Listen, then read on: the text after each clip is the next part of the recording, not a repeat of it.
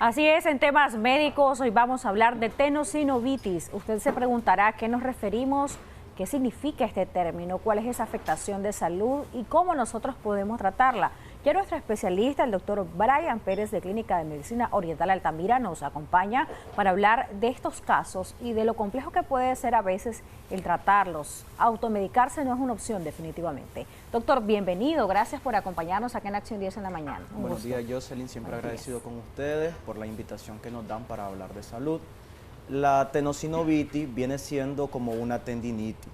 El tendón está y la tenosinovitis viene siendo el protector del tendón, lo que nos permite lubricar y estirar cada una de nuestras articulaciones, la muñeca, los codos, los hombros, los pies.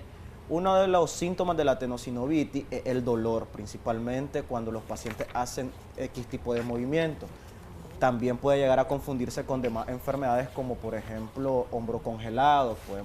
A veces los pacientes no pueden mover el brazo, sienten dolor y esto puede ser una tenosinovitis. La vaina que cubre el tendón está inflamada y los pacientes tienen limitación del movimiento. ¿En quién es más frecuente, doctor? Es más frecuente en mujeres adultas, principalmente en mujeres que tienen enfermedades de base, como por ejemplo artritis y principalmente reumatoide. Cuando la artritis reumatoide está degeneralizando la articulación, comienza a presentar tenosinovitis. Una de las causas principales cuando los pacientes la desarrollan, o un síntoma principal que lo pueden observar, es los dedos de gatillo, que los pacientes cierran y abren la mano y uno les queda enllavado, dicen ellos. Esto es por una tenosinovitis, el tendón se inflamó, la vaina que lo recubre y no responde al movimiento de la mano. Otro puede ser muy común, la cabeza del bíceps, que es el único que tiene de hecho protector ahí en el hombro. Cuando los pacientes quieren moverlo, incluso al palparlo, comienzan a sentir dolor y molestia. Incluso hay pacientes que nacen con pie plano y tienden a desarrollar este tipo de enfermedades. Por lo general también los que tienen una tendinitis de la tibia posterior tienden a desarrollar una tenosinovitis, o los pacientes que tienen desgaste por la mala fijación del paso comienzan a inflamar las vainas que los recubren. Puede ser también de que nosotros desarrollamos una tendinitis, la estuvimos controlando con analgésico, pero no estábamos viendo el origen de esto. Posteriormente, con el tiempo, pues nosotros inflamamos también la vaina que lo recubre el tendón y ya tenemos dos enfermedades en un punto distinto. Ya esto se tiende a complicar cuando el calcio o esta articulación o este tendón, este tejido blando, como estuvo tanto tiempo inflamado, no se estuvo tratando a cómo es, comienza a calcificar y ya comenzamos a observar de que el paciente tiene mayor limitación del dolor y menos movimiento, menos movilidad. Esto pues ya es un caso grave debido a que ya el tendón calcificó y ya ha perdido la forma natural de estirarse. Preguntan, doctor, si aquellos que practican algún deporte tienen más riesgo de sufrir este tipo de problemas. Sí. Por ejemplo, los pacientes que juegan voleibol tienen riesgo a sufrir este problema debido al impacto, los ejercicios de impacto que tienen que ver con las muñecas o con brincar, tienden a desarrollarlo. Incluso los pacientes que han tenido esguince y que vienen recayendo y recayendo también pueden llegar a inflamar estos tejidos blandos. Es importante también que no solo las enfermedades pueden llegar a desarrollarnos, sino que también en los trabajos. Por ejemplo, la mecanografía, los pacientes que escriben bastante, ya sea a mano, ya sea en computadora o por su teléfono, tienden a desarrollar tenosinovitis, y el que afecta es el dedo pulgar y el dedo índice. Esto es doloroso a la hora de palpar, donde nosotros encontramos la inflamación, el paciente tiende a dar dolor, o cuando se toca donde le duele, el dedo comienza a no responder, comienza a no estirar y no a abrir. Esto puede ser un síntoma también de tenosinovitis. Tenemos que ver, siempre el dolor y las limitaciones de los movimientos son los principales factores.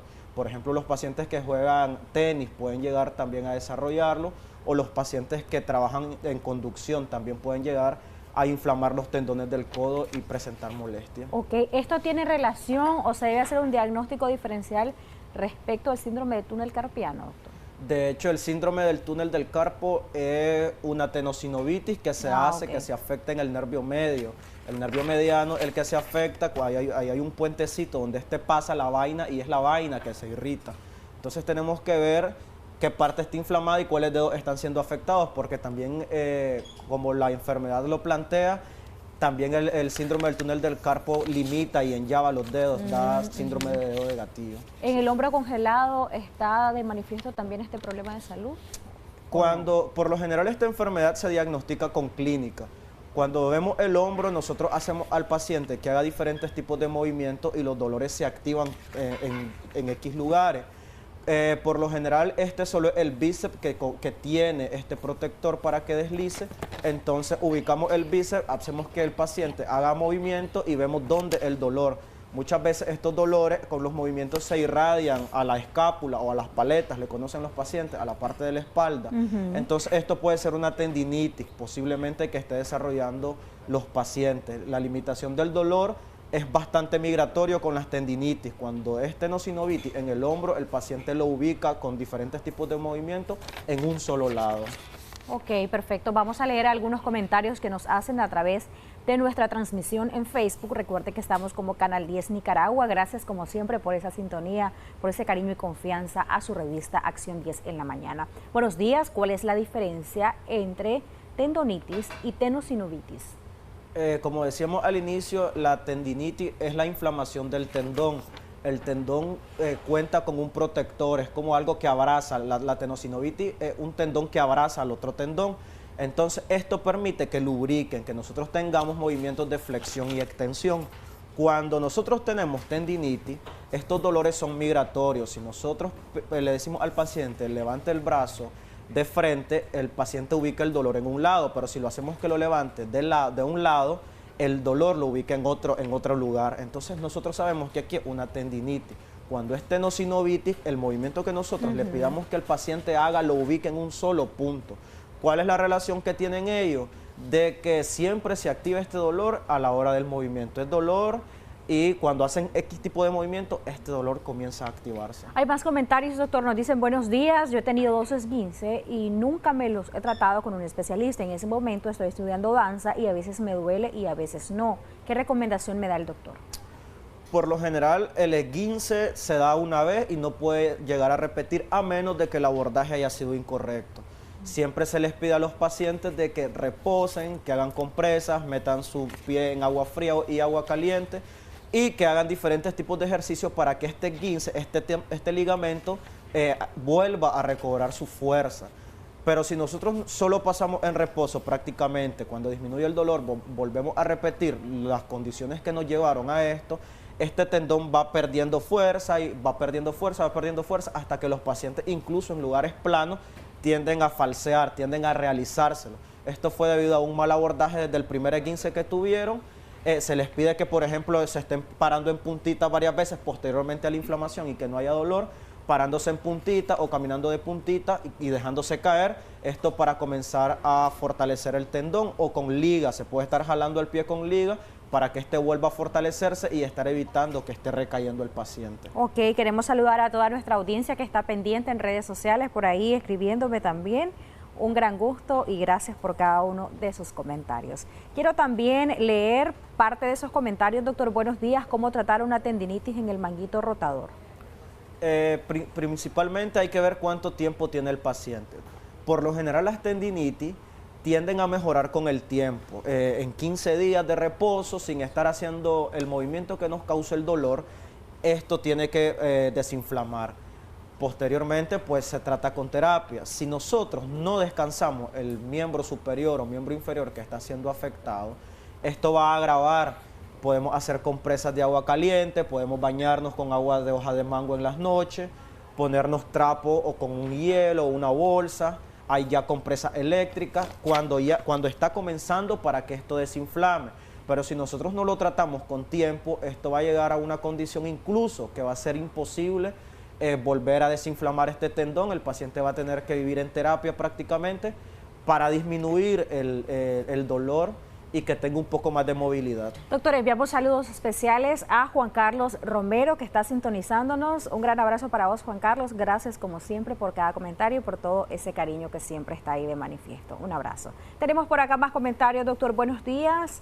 Atienden dislocación de hombro, que ya tiene 1 año. ¿Esto es complejo tratarlo?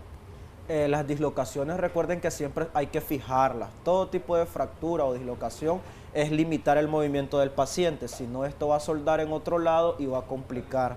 Si ya tiene un año, seguramente que esto ya soldó, ya pegó, por así decirlo. Hay que ver, hay que valorar si está en su lugar, porque por lo general cuando no suelda en su lugar, lo que hace ortopedia es volver a dislocar, acomodar y limitar el movimiento, enyesar al paciente. Tenemos otro comentario por acá, no es el tema propiamente, pero sí podemos ayudar a nuestra audiencia. Nos dicen: buenos días, tengo un espolón en el pie derecho, es pequeño, pero he notado que mi tobillo derecho es más ancho que el izquierdo. ¿Qué me recomienda? Hay que realizarse el espolón, pero muchas veces el espolón no tiene por qué presentar inflamación en el tobillo. Recordemos que eso es en la parte baja del talón. Los tobillos, me imagino que está hablando de los ojos del pie. Hay que ver si no es que la paciente está desarrollando artritis o está desarrollando gota, que estas son enfermedades que tienden a inflamar esta articulación. Muchas veces también es la fascia, es la parte de la planta del pie, por así decirlo, que se inflama y esto posteriormente comienza a molestar como espolón. Limitar la ingesta de sales y sodios, condimentos, sales, azúcares, porque todas estas ingestas van a ir a parar a su talón y pues esto va a seguir creciendo de una manera brusca hasta que el paciente pues le limite la movilidad. Ok, nos dicen por acá: buenos días, hace como 6 meses me sacaron sangre del brazo y me quedó dolor en el codo, el cual siento que se me está entumiendo a cada rato y los dedos lo siento que se me encogen ligeramente. ¿A qué se deberá esto? Hay que realizar una ecografía para ver si no fue dañado ningún tendón. Aunque fuese dañado, la aguja es demasiado pequeña, ya hubiese soldado eso, ya hubiese sanado. Hay que ver también enfermedades, hay que ver más allá, hay que ver si el cuello está bien, si es una radiculopatía, si la paciente está desarrollando también una artritis que está ocasionando este calambre, si hay dolor en el cuello, si se irradia al hombro. Todo esto hay que valorarlo para dar un diagnóstico certero al paciente. No creo que haya sido la inyección, no creo que haya sido la extracción de sangre. Pues puede ser alguna enfermedad adicional que la paciente esté sufriendo de esto. Ok, doctor, ¿cómo se trata esto de la tenosinovitis? ¿Es complejo? ¿Es sencillo? ¿Va a depender de qué factores el hecho de sentir mejoría con los distintos tratamientos? Sí, principalmente el tiempo que el paciente ha tenido. Por ejemplo, hay pacientes que han tenido 3 años con este dolor. Ya recurren al médico cuando el analgésico no le está haciendo efecto. Sí. Entonces hay que ver si este tendón o si esta vaina del tendón todavía no ha presentado ningún proceso de calcificación, pues como decíamos anteriormente, es lo más grave que nosotros podemos encontrar en el tendón, aparte pues de la fisura. Si este todavía no ha calcificado, pues nosotros procedemos a tratar, depende de la intensidad del dolor del paciente. Se comienza a tratar con acupuntura, que es una analgesia por excelencia. Los pacientes comienzan a sentir mejora y posteriormente, si el dolor es demasiado fuerte, pues se comienza a tratar con terapia neural, que son pequeñas infiltraciones en los puntos de acupuntura. Entonces lo tratamos con esto y el paciente mejora. Si nosotros vemos que es muy fuerte, muy repetitivo, que el paciente lo limita demasiado, pues mandamos a hacer exámenes, depende cómo salga el examen, pues inmovilizamos al paciente. En este caso, si por ejemplo es la articulación de la muñeca que está dañada, que se están viendo afectados los dedos, que se están enyabando, si el dedo pulgar, si el dedo índice, lo que mandamos son férulas de muñeca para que fijen esta articulación y eviten el movimiento. De esta manera vamos a evitar de que esto se siga molestando y la inflamación comience a ceder. Ya el paciente mejora y elimina pues el dolor. En todo caso que sea el hombro, pues los mandamos con cabestrillo si es necesario para estar evitando que esté usando demasiado el miembro superior, o si es pues, el pie, pues lo mandamos con bota. Esto depende de cada tipo de enfermedades. También lo podemos tratar con electroacupuntura, que son pequeños choques de electricidad con ventosa, o también puede ser con calor, con moxabustión. Siempre, no todos los pacientes se tratan igual, siempre todos tienen diferentes síntomas, aunque sea uno. Entonces depende, no todos los pacientes tienen las mismas enfermedades. Hay pacientes que son diabéticos, hay pacientes que no son diabéticos, hay pacientes demasiado adultos. Hay pacientes demasiado jóvenes, por ejemplo los que juegan béisbol, que son bastante jóvenes y que tienden a desarrollar esta enfermedad, son bastante comunes en consulta. Entonces depende de la edad y las enfermedades, es como nosotros abordamos a cada uno de nuestros pacientes. Ok, doctor, sus recomendaciones ya para ir cerrando, también de cara a aquellos pacientes que ya saben que tienen una afectación, pero que a veces la dejan pasar, está la parte de la automedicación o el no tengo tiempo de ir a terapia, de ir a continuar con el seguimiento. ¿Cuál sería su mensaje?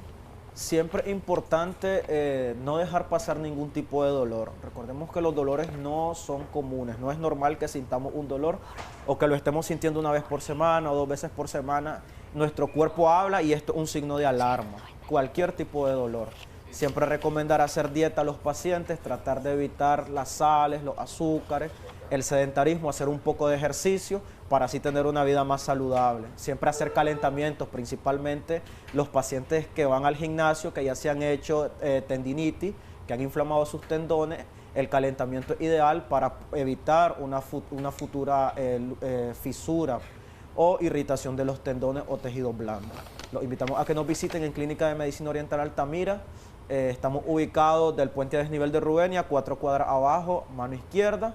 Nos pueden escribir al número de WhatsApp 5711-8806. Gracias, doctor Brian Pérez, de Clínica de Medicina Oriental Altamira, que nos ha acompañado con ese tema. Le esperamos nuevamente el próximo martes, si así lo permite. Muchas gracias a ustedes también. Siempre bienvenido. Y a usted que nos sintonizó y que comentó, que hizo sus preguntas, gracias como siempre por esa fiel sintonía. Vamos a una pausa, ya regresamos con más.